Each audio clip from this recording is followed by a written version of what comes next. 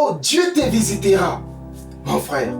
Dieu te visitera, ma sœur. Mais ce qui nous dépasse, c'est quoi? À qui est-ce que vous parlez de la visitation? Cette personne-là, c'est une personne en Christ ou c'est une personne qui est en dehors de Christ? Si c'est à la personne qui est en Christ que vous lui parlez de la visitation de Dieu, ce Dieu-là doit être un démon. Puisqu'il n'est pas possible que Dieu puisse visiter une personne qui est en Christ.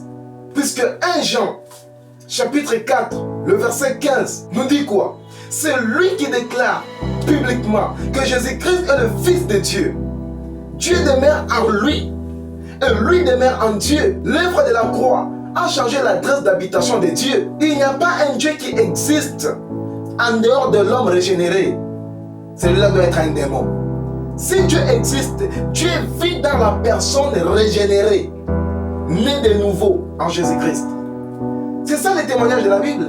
C'est lui qui confessera publiquement que Jésus-Christ est le Fils de Dieu. Dieu demeure en lui. Qui est ce Dieu-là dont vous me parlez qui va vous visiter? C'est quel Dieu?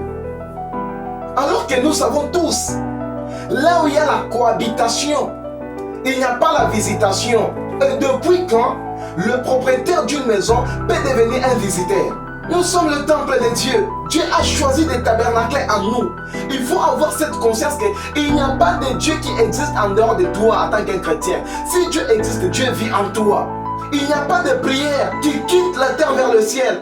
Toute prière que tu émets est exaucée intérieurement.